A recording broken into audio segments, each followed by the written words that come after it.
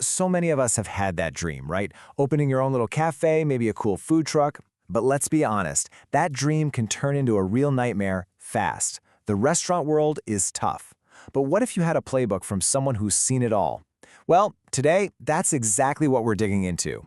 So let me just ask you this, and I want you to be really honest with yourself.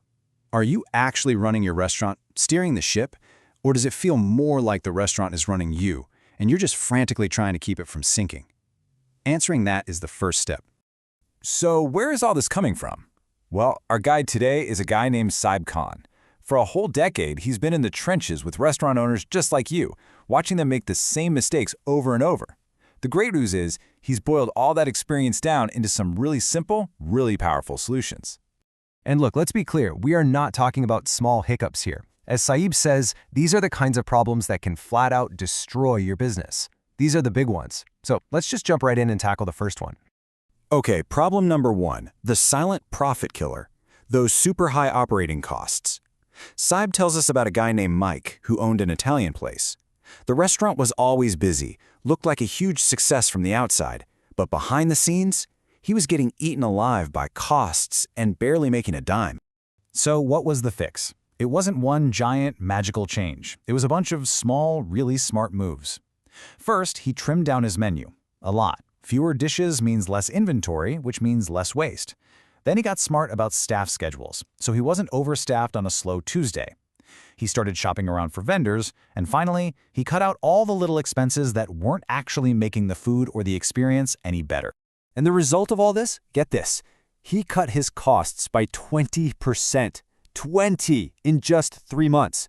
I mean, think about that. That's a complete game changer. He went from just staying afloat to actually running a profitable business. So, you get your costs under control, what's the next big headache? It's always the people, right? Which brings us to problem number 2, staffing chaos. That constant revolving door of employees, it is exhausting. Just ask Lisa, a cafe owner who felt like she spent more time interviewing people than actually running her cafe. Now the fix here wasn't just hire better, it was about building a system. But for me, the real magic is in those last 2 points. Cross-training employees, so if one person calls in sick, it's not a total catastrophe. And then offering real incentives to give your best people a reason to stick around. It's about building a team that actually wants to be there. And what happened? It was like night and day. Turnover just stopped. The quality of service went way up. And Lisa? Well, she finally got to take off her firefighter helmet and put on her business owner hat and actually focus on growing the place. Now let's talk about a problem that is, and I mean this literally, the same as taking cash and just throwing it in the garbage. Food waste. Take Steve's burger joint. He was in this crazy paradox where he was always running out of things like burger patties, but at the same time, his trash cans were full of expired food. To sort this out, Steve had to get disciplined. He brought in that classic first in, first out rule for his storage. Use the old stuff first. He started actually looking at his sales data to figure out what to order. But the really genius move was redesigning his menu so different dishes shared the same core ingredients. So smart. And the results were just staggering. Steve's food waste dropped by 30%. 30! He basically stopped throwing a third of his food budget away. That money went directly from the trash can back into his bank account. Okay, problem number 4 is a monster. Unpredictable cash flow. You know the feeling. You have a killer Saturday night and you feel rich. And then a dead Tuesday comes along and you're wondering how you're going to make payroll. Saib tells this scary story about an owner whose oven broke, and because he had zero cash saved, he had to take on a terrible high-interest loan. So how do you build that financial shield? It really comes down to 2 absolute must-dos. First, a strict budget. You have to know where every single dollar is going. And second, and this one is non-negotiable, an emergency fund. Just tucking away 10% of your profits every week creates that buffer that saves you from disaster. And once you do this, something amazing happens. Your cash flow evens out. You get that control back. But really, what you get is peace of mind.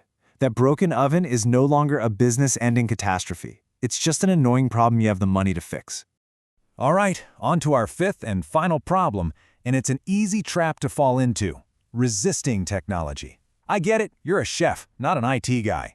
But the story of Keith's Pizzeria shows just how much being old school can cost you. His pen and paper system was a recipe for chaos, mistakes, and really unhappy customers. And I mean, Just look at the difference here. The old way is just slow, messy, and full of mistakes. The new way, with a modern system, everything is streamlined. An order gets zapped to the kitchen instantly, perfectly, every single time. And paying is quick and painless. Keith's tech upgrade was a total overhaul. He got a modern point-of-sale system, which was huge. Then he built a website with online ordering, started a loyalty program, and, this is the really important part, he started using the data from that new system to see what was selling and what wasn't. This stuff isn't just for the big chains anymore. It's essential. So was it worth it? Oh yeah. His order accuracy went up by 90%. 90! Customer wait times were cut in half. And the best part? His revenue jumped by a whopping 25%, all because of better service and online orders. So after walking through all these problems and all these solutions, it all comes down to one single massive lesson from Saib Khan's decade in the business. And I really want you to hear this. Restaurants don't fail because of bad food. They fail because of bad business management. That's it. That's the whole game. And that's where we'll leave it. The best part about all this is that every single one of these problems is fixable. So the only question left is, which one are you dealing with right now? And more importantly, which one are you going to solve first?